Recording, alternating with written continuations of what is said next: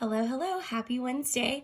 So today is really just a continuation of what we looked at on Monday, just solving logarithmic and exponential equations. And we're just really wrapping that up and showing how you can use the two inverse functions kind of interchangeably to solve each other. So we're gonna pick up on page 10 of your notes.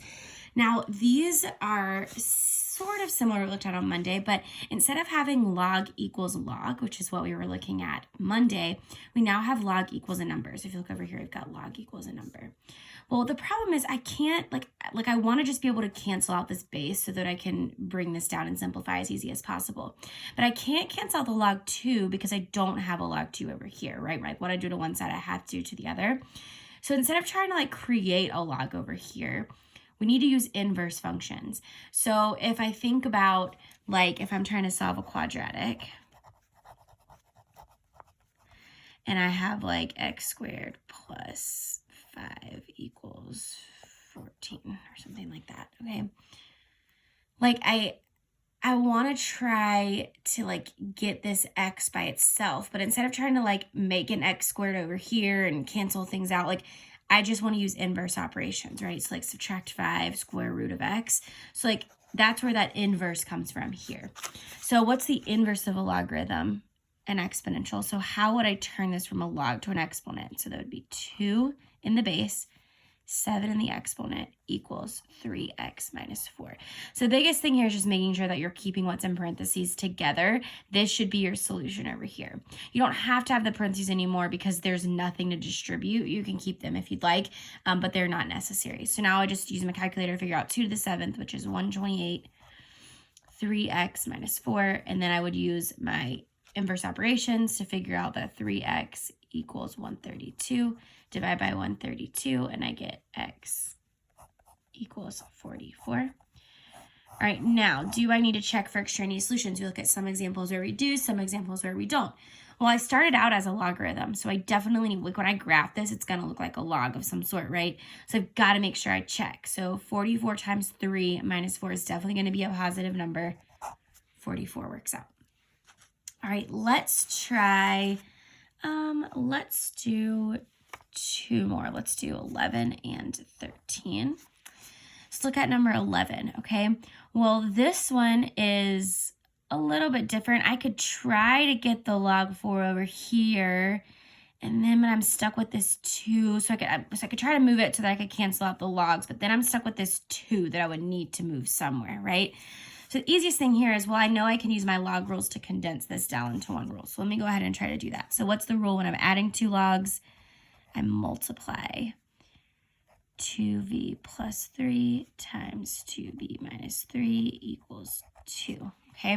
Now, I can't cancel the log 4s, so I'm just going to rewrite it as an exponential. So I'm going to have 4 in the base, 4 squared equals 2v plus 3, and then 2v minus 3.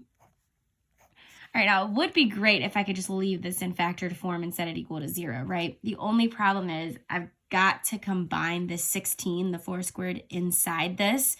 So I'm going to have to distribute this out because I can't move. I know it's going to be a quadratic because I've got 2v times 2v, right?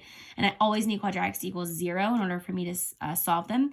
So I'm going to have to move this 4 squared, which is 16, over here. And I can't combine it with anything right now because it's in parentheses. So I've got to expand that out. So I know it's difference of 2 perfect squares. So I know it's just square the first, square the last. So 4v squared minus 9 equals 16. And then I'm going to bring the 16 over and I get 4v squared minus 25 equals 0. All right, now if I'm solving quadratic, I need to factor it down, right? So how would I factor difference of 2 perfect squares? It'd be 2v plus 5 and 2v minus 5. So what would my solutions be? Negative 5 over 2 and 5 over 2. All right, so now I need to check for my extraneous solutions.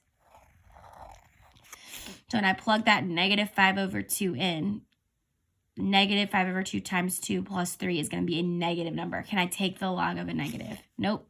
What about positive 5 over 2? Positive plus a positive, that works. Positive minus, yep, that's going to work there.